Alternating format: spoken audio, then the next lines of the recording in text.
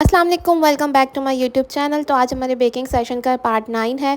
तो आज की वीडियो में हम व्हिपिंग क्रीम के बारे में सीखेंगे कि व्हिपिंग क्रीम को समर में कैसे हैंडल करते हैं। और जो हमने क्ले लास्ट वीडियो में बनाया था उसको मैं क्राम कोट करके उसको पूरा डेकोरेट करके आपको सिखाऊंगी। तो वीडियो को कम्प्लीटली वॉच करेगा ताकि कोई भी बात आपसे मिस ना हो, क्योंकि ये बहुत इन्फॉर्मेटिव वीडियो होने वाली है आपके लिए। तो सबसे पहली बात कि आपने व्हिपिंग क्रीम बीट करने के लिए हमेशा स्टील का बाउल यूज़ करना है। उसके बाद उसने आपने क्या करना है कि अपनी ये जो बीटर की रॉड्स हैं और ये स्टील का बाउल आपने इसको रख देना है फ्रीज़र में 10 मिनट के लिए, ताकि ये अच्छे से चिल हो जाए। उसके बाद आपने इसमें क्रीम डालनी है और हम व्हिप करना शुरू करेंगे। तो सबसे पहले मैंने मेजरिंग जो है स्केल रख लिया है, क्योंकि हमने बेंटो केक बनाया था। तो हमें बेंटो केक के लिए क्रीम ऑलमोस्ट जो है 200 ग्राम से 250 ग्राम तक की नीड होती है, क्योंकि अगर डिज़ाइनिंग आपने ज़्यादा करनी है तो आप 250 ग्राम कर लें, वरना 200 ग्राम इनफ होती है उसके लिए, बेंटो केक के लिए। तो यहाँ मैंने जो है 200 ग्राम, पहले मैंने 150 ग्राम डाली थी। फिर मुझे याद आया कि मैंने इसको डेकोरेट भी करना है, मेरे जहन में ये था कि सिर्फ मुझे क्राम कोट करना है। तो फिर मैंने और डाली, तो मतलब मैंने पूरी 200 ग्राम जो है क्रीम कर ली थी।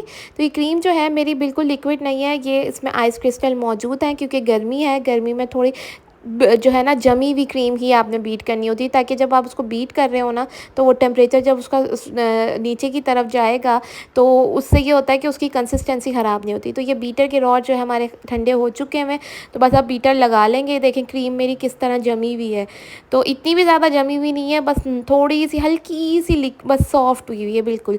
बस इसको बीट करना मैंने स्टार्ट कर दिया। पहले सबसे स्लो स्पीड पे हम इसको स्टार्ट करेंगे और फिर जो है ना 1 से 2 मिनट बाद हम जो है ना स्पीड को बिल्कुल फुल कर देंगे, क्योंकि गर्मी ज़्यादा है तो जल्दी जल्दी पिघलने लग जाती है।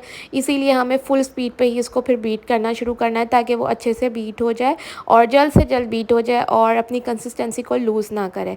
अच्छा, आपने ये टिप हमेशा याद रखनी कि आपने जो है इसके बाउल को हमेशा घुमाते रहना है। जैसे ही देखिए एक हाथ से मैं बाउल घुमा रही हूँ और एक हाथ से मैं बीटर को चारों तरफ घुमा रही हूँ। तो मतलब आपने चारों तरफ से बीट करना है, कोई हिस्सा रह ना जाए, क्योंकि उस तरह वो रह जाएगा तो फिर वो लिक्विड हो जाएगा क्रीम के साथ मिलके, तो वो मुश्किल हो जाती है। तो इस तरह आपने करना है कि आपने चारों तरफ से जो है इसको बीट करना है। एक हाथ से आप इसको मूव करते रहें, चारों तरफ से आपका बाउल जो है जो जो भी क्रीम लगी हुई वो सारी बीट हो। तो बस ये छोटी मोटी टिप्स एंड ट्रिक्स हैं जो आपने ध्यान में रखनी है। आपको लग रहा है अगर कि आपका क्रीम का बाउल जो है गर्म हो गया है और आपको जो है टेम्परेचर लग रहा है कि लूज़ हो गया है क्रीम का, तो आपने क्या करना है, आपने फिर उठाना है इस बाउल को, 10 मिनट के लिए उठा के फ्रीज़र में रखना है। मैंने स्टील का बाउल इसलिए आपको रिकमेंड किया है क्योंकि स्टील का बाउल जो है बहुत जल्दी गर्म भी हो जाता है और बहुत जल्दी ठंडा भी हो जाता है। तो ये बहुत जल्दी ठंडा हो जाता है अगर फ्रीज़र में आप इसको रखते हैं। जहाँ पे वो जो फर्स्ट रॉ होती है, जहाँ पे फ्रीज़र में बर्फ़ जमी हुई होती है, वहाँ आपने इसको 10 मिनट के लिए रखना है और उसके बाद फिर निकालना है, अगेन आपने बीट करना है। इससे आपकी जो कंसिस्टेंसी है ना क्रीम की लूज़ नहीं होगी, क्योंकि जब बहुत ज़्यादा गर्मी होती है, जैसे आजकल बहुत गर्मी है ना, तो टेम्परेचर क्रीम का बहुत जल्दी डाउन होने लग जाता है। तो हमें इस तरह से जो है ना बार बार फ्रिज में रखना पड़ता है। कोई इसके अलावा आपके पास कोई ऑप्शन नहीं है। मैं आपको कोई चीज़ रिकमेंड नहीं करूँगी आप कॉर्नफ्लोर डालें, ये डालें, ये सब चीज़ें वेस्ट ऑफ मनी और वेस्ट ऑफ टाइम है। इतना टाइम किसी के पास भी नहीं है कि पहले आप उसको पकाएं और फिर उसके बाद ठंडा करें और फिर बनाएं, तो ऐसा नहीं होता। ठीक है, तो आपने इस तरह से ये जो है ईजी ट्रिप्स जो है ना आपने ये फॉलो करनी है, तो आपका इंशाल्लाह क्रीम अच्छे से बीट हो जाएगी। ये देखें मैं आपके सामने ही बीट कर रही हूँ, मेरी क्रीम जो है आहिस्ता आहिस्ता स्टेबल होने लग गई है। अब लोग क्या करते हैं, गलती क्या करते हैं कि ये स्टेज जब आता है ना तो समझते हैं कि बस क्रीम विप हो गई, जबकि ऐसा नहीं होता। जब तक आपकी क्रीम बिल्कुल स्टिफ ना हो, जब आप स्पैचुला से उसको गिराएं और वो बिल्कुल भी रिमूव ना हो, तब तक आपकी क्रीम समझें बीट नहीं हुई। और जब गर्मियाँ होती हैं तो हमें क्रीम को ओवर बीट की तरफ लेके जाना पड़ता है, क्योंकि फिर हमने अगर कलर वगैरह मिक्स करने हैं तो फिर वो बहुत मुश्किल हो जाती है अगर ओवर विप ना हो। अगर ओवर विप होती है तो फिर इजीली हम कलर मिक्स कर लेते हैं, क्रीम कंसिस्टेंसी लूज़ नहीं करती। तो ये छोटी छोटी बातें जब आपने जो है क्रीम को बीट करते हुए अपने माइंड में रखनी है, क्योंकि गर्मियों में थोड़ा मैनेज करना मुश्किल हो जाता है। सर्दियों में व्हिपिंग क्रीम बहुत अच्छे से वर्क करती है। उसमें थोड़ा ड्राई होने का इशू हो जाता है, बट इसके अलावा कोई इशू नहीं होता। बाकी बहुत जल्दी से बीट भी हो जाती है, तो वहाँ पे कंसिस्टेंसी और इस चीज़ का मसला नहीं होता। गर्मी में बहुत मसला होता है। ऑलमोस्ट 7 से 8 मिनट लगते हैं क्रीम को बीट होने में। तो इसके दरमियान अगर कंसिस्टेंसी लूज़ हो रही है तो आपने फ्रीज़र में रखना है, और अगर आपकी क्रीम ऐसी अच्छे से विप हो रही रही है तो वेल एंड गुड। और यूज़ करने से पहले भी आपने 5 से 10 मिनट फ्रीज़र में रखना है, ताकि जब आप यूज़ कर रहे हो तब वो उसकी कंसिस्टेंसी लूज़ ना करे। अच्छा, इसके अलावा जो मुझसे क्रीम का पूछ रहे थे, तो क्रीम ये कराची से मिलेगी, सिर्फ कराची में अवेलेबल होती है। मैं भी अब नहीं मंगवाऊंगी क्योंकि अब गर्मी है, मेरे पास ख़राब ही आएगी, ज़ाहिर है रास्ते में मेल्ट हो जाएगी। तो मैं भी अब लाहौर में ही जो भी होगा मैं रिकमेंड करूँगी, जिस क्रीम पे भी मैं शिफ्ट करूँगी इंशाल्लाह, यूज़ करने के बाद उसका रिव्यू वगैरह भी मैं शेयर करूँगी। तो अभी तो मैंने जब बहुत ज़्यादा स्टॉक मंगवाया हुआ था तो अभी तक मेरे पास है, तो फ़िलहाल अभी यही यूज़ कर रही हूँ। जब ये ख़त्म हो जाएगा तो मैं ये नहीं मंगवाऊँगी। बाकी मैंने सेलर के जो डिटेल्स हैं काफ़ी बार शेयर किए हैं डिस्क्रिप्शन बॉक्स में, तो आप वहाँ से चेक कर लेगा प्रीवियस वीडियोस में। अब आपने क्रीम को बीट करते हुए ये देखना है इसमें सॉफ्ट पीक्स जो हैं फॉर्म हो रही हैं, और जब आपका बीटर बहुत मुश्किल से लग रहा है आपको कि ना मूव नहीं हो रहा, तब आपको समझ आने लग जाएगा कि हाँ आपकी क्रीम जो है बीट हो गई है। तो यहाँ मेरी क्रीम जो है बीट हो चुकी है अच्छे से, और ओवर व्हिप्ड ही मैंने ज़्यादा की है। ये देखें बिल्कुल अच्छे से जो है ना ये बीट हो चुकी भी है। ये इस तरह से जो है इसको चेक किया है मैंने, और मुझे इसको टच करके ही फ़ील हो रहा है कि ये अच्छे से जो है ना ये व्हिप हो चुकी हुई है। ओवर व्हिप ही मैं करती हूँ हमेशा, मेरी यही कोशिश होती है, क्योंकि हमें कलर्स वगैरह यूज़ करने होते हैं तो फिर कंसिस्टेंसी इसकी लूज़ नहीं होती। अब मेरा जो आदत है ना कि मैं जो है क्रीम पे थोड़ा सा जो है येलो कलर डालती हूँ, क्योंकि मुझे ब्लू प्लेन वाइट कलर अच्छा नहीं लगता। तो मैं इसमें थोड़ा सा येलो कलर भी डालूंगी और आपको दिखाऊंगी कि येलो कलर मैंने किस तरह मिक्स किया है। ये देखें, क्रीम की कंसिस्टेंसी चेक करने का तरीका बता रही हूँ कि जब आप उस पर यूँ स्पैचुला से यूँ ऊपर की तरफ करें ना, तो जो उसके पीक्स हैं ना वो एक ही जगह स्टेबल रहेंगे। अगर वो नीचे हो जाते हैं तो इसका मतलब अभी उसको और व्हिप होने की ज़रूरत है। तो यहाँ मैं यूज़ कर रही हूँ मिल्कीज़ का लिक्विड कलर, 1 से 2 ड्रॉप डालूंगी, क्योंकि मुझे थोड़ा सा बटर क्रीम वाला लुक देना है। तो मैं 1 से 2 ड्रॉप जो है मैंने डाल दिए इसमें इसके येलो कलर के। अब मैं बीटर से ही मिक्स कर लूँगी कि थोड़ा सा ही कलर है। वैसे अगर ज़्यादा कलर यूज़ करना हो तो आप हल्के हाथों से स्पैचुला से मिक्स कर लिया करें, ताकि वो ज़्यादा लूज़ ना हो क्रीम, और यूज़ करने से पहले उसको भी फ्रीज़र में रख देगा, क्योंकि क्रीम में कलर डालने के बाद जो है ना वो थोड़ी लिक्विडी हो जाती है, तो ये मसला होता है। बाकी कलर्स और क्रीम की भी इंशाल्लाह एक वीडियो दोबारा अलग से बना दूँगी। बाकी यहाँ पे जो है ना मैंने बीटर से ही देखें फ़ौरन मिक्स हो गया है, मिक्स कर लिया मैंने स्लो स्पीड पे एक दफ़ा ही बीटर घुमाया और जो है ना कलर मिक्स हो गया, क्योंकि मुझे लाइट सा ही कलर बनाना था। अब केक हमारे पास वही वाला है। पहले सबसे पहले अपना बोर्ड पे जो है मैंने लगा ली है थोड़ी सी क्रीम, और मैंने ये क्रीम जो है डाल रही हूँ पाइपिंग बैग में। मैं आपको सजेस्ट करूँगी आप पाइपिंग बैग के साथ ही काम करें अगर आप बिगिनर हैं तो, क्योंकि इससे बहुत इजीली एप्लीकेशन हो जाती है और आपको ना काम बहुत आसानी से आपको समझ आ जाता है कि आपने क्या करना है। अब यहाँ पाइपिंग बैग में मैंने डाल लिया है, दूध ले लिया मैंने 1 कप, जिससे हम सोकिंग करेंगे। तो सिंपल स्टेप यही होते हैं। सबसे पहले आपने रखनी होती है एक लेयर, पहले थोड़ी सी क्रीम बोर्ड पे लाजमी लगाएं ताकि केक आपका हिले ना।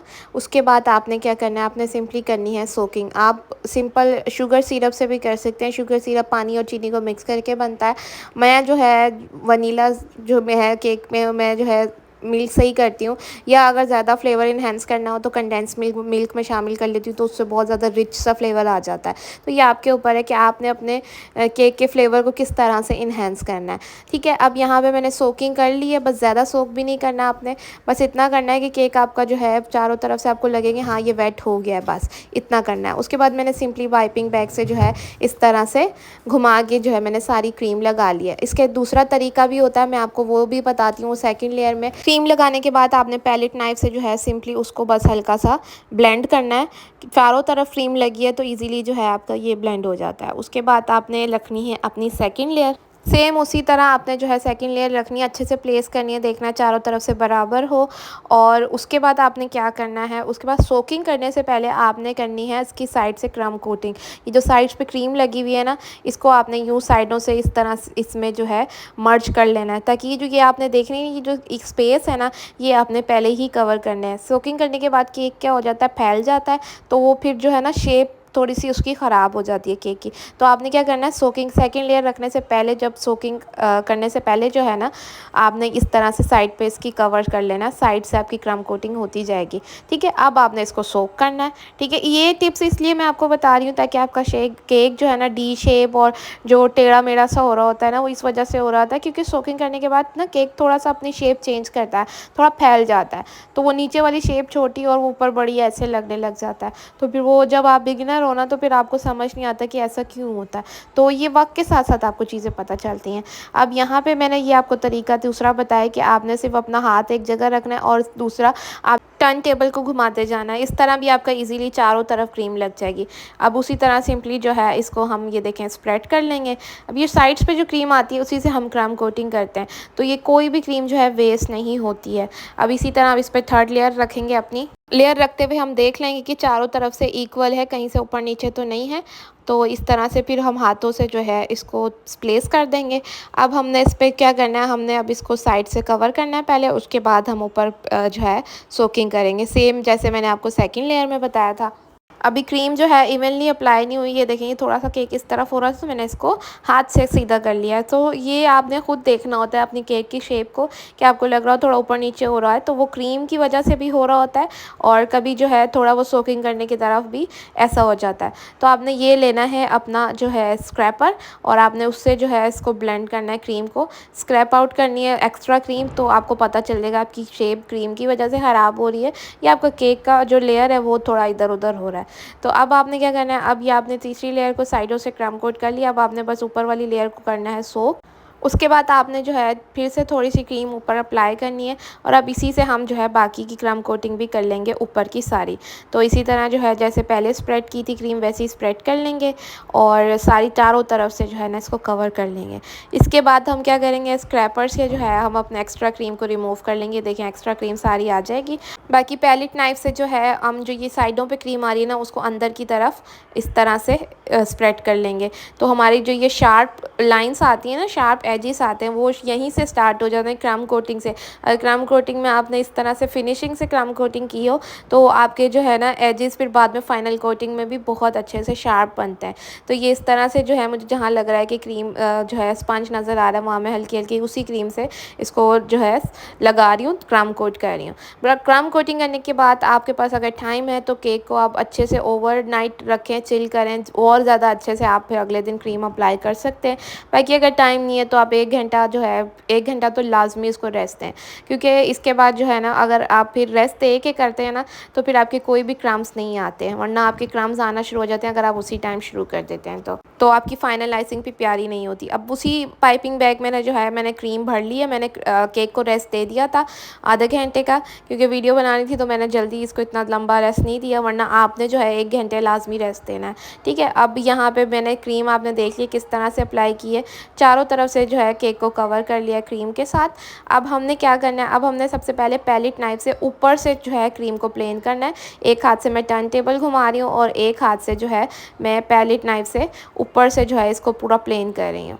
ये प्लेन होने के बाद आपने लेना है स्क्रैपर, और आपने स्क्रैपर से साइड्स पे जो है पूरा अच्छे से इसको घुमाना है। और इससे क्या होगा, इससे जो भी एक्स्ट्रा क्रीम होगी वो सारी जो है आपके स्क्रैपर पे भी आ जाएगी, और वो ऊपर भी आ जाएगी, जिस तरह हमने क्रम कोटिंग में किया था ये उसी तरह। और अगर आपके पास स्क्रैपर नहीं है तो आप पैलेट नाइफ से भी कर सकते हैं, बट फिनिशिंग जो आती है ना वो अच्छी सी स्क्रैपर के साथ ही आती है। तो स्क्रैपर पर लाजमी इन्वेस्ट करें, ज़्यादा महंगा नहीं आता, 200-250 के दरमियान आपको मिल जाता है। ठीक है, अभी साइडों से क्रीम जो है अच्छे से प्लेन नहीं हुई है, तो मैंने फिर से स्क्रैपर ये देखें इस तरह से घुमाया है, और साइडों से ये देखें प्लेन होता जा रहा है, और क्रीम एक्स्ट्रा जो है कुछ स्क्रैपर में आ रही है और कुछ ऊपर की तरफ आ रही है। ये जो ऊपर की तरफ क्रीम आ रही है इसे हम पैलेट नाइफ से अंदर की तरफ यूँ इस तरह से लेके जाएंगे, कट करेंगे, और पैलेट नाइफ को साफ़ करेंगे, फिर उस तरह से साइड से दोबारा कट करके अंदर लेके जाएंगे, और इसको हम फिर से पैलेट नाइफ को स्क्रैपर के साथ साफ़ कर लेंगे, या आप टिश्यू भी रख सकते हैं। ये होता है आपका जो है फिनिशिंग करने का तरीका केक के लिए। चाहे केक का आपका कितना भी बड़ा हो, मेथड आपने यही यूज़ करना है क्रीम केक के लिए। तो ये छोटी छोटी टिप्स हैं जो मैं आपको बताती रहती हूँ, तो आप इसको गौर से देखा करें। ये देखें, ये सारा जो है केक के शार्प एजेस आने लग गए हैं। मैंने टिश्यू रख लिया, टिश्यू से साथ साथ पैलेट नाइफ को साफ़ करती जा रही हूँ, ताकि ऊपर से भी हमारा जो है केक बिल्कुल प्लेन रहे। तो यहाँ पे जो है ये इस तरह से देखें पूरा हमारा जो है केक प्लेन हो चुका हुआ है, और शार्प एजेस जो है हमने केक में ले लिए हैं। अब इसको थोड़ा सा डेकोरेट कर लेते हैं। तो यहाँ मैंने ली है ये स्टार वाली नोज़ल, छोटी वाली। ठीक है, अब इसको मैं डालूंगी पाइपिंग बैग के अंदर, इसको कर लूँगी आगे से कट, और दूसरा पाइपिंग बैग जो हमने क्रीम से फिल करके रखा है वो हम इसमें डाल लेंगे। ठीक है, अब इस तरह से जो है हम इजीली इसमें बॉर्डर्स बना लेंगे। मैंने ज़्यादा कोई डेकोरेशन वगैरह नहीं की, मैंने बस आपको क्रीम की कंसिस्टेंसी चेक करवाने के लिए ना ये हल्की फुल्की डेकोरेशन भी की है, वरना ये मैंने सिर्फ क्लास के लिए केक बनाया था। तो कि ये मेरा कोई ऑर्डर वर्क नहीं था। ठीक है, अब यहाँ पे ऊपर बॉर्डर्स बना लेंगे।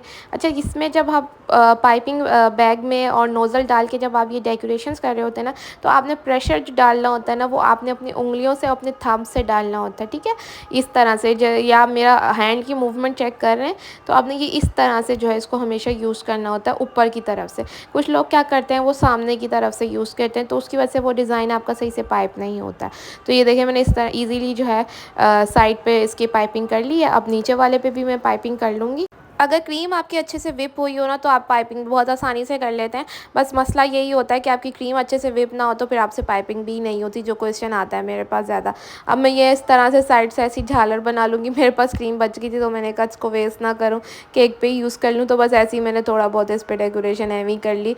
और इस दिन इतनी शदीद गर्मी थी जिस दिन मैंने ये वीडियो रिकॉर्ड किया, ऊपर से रिंग लाइट की लाइट और सारी लाइट्स ऑन जब मैंने की होती हैं, तो फिर बहुत ज़्यादा हीट जो है ना उस टाइम हो रही होती है। तो ये क्रीम हाथ में मुझे लग रहा था कि बस अब ये पिघल जाएगी, लेकिन नहीं पिघल रही थी क्योंकि मैंने इसको अच्छे से चिल किया हुआ था। अब बात कर लेते हैं केक के वेट की। बेंटो केक का मैंने आपको पिछली वीडियो में जब मैंने स्पंज बनाया था, मैंने आपको उसका वेट दिखाया था। उसका वेट था आई थिंक 130 था, मुझे अब एग्जैक्ट याद नहीं आ रहा। तो अब मैंने ये आपको डेकोरेशन के बाद इसका वेट दिखा रही हूँ। तो ये तकरीबन जो है पूरा 400 ग्राम बना है, 399 और 400 ग्राम ऑलमोस्ट बना है। ठीक है, तो ये अगर हम इसको पाउंड्स में देखें तो ये 0.8 पाउंड्स बन गया। तो बेंटो केक वैसे 0.5 पाउंड से लेके 0.8 पाउंड्स तक का ही इसका वेट होता है।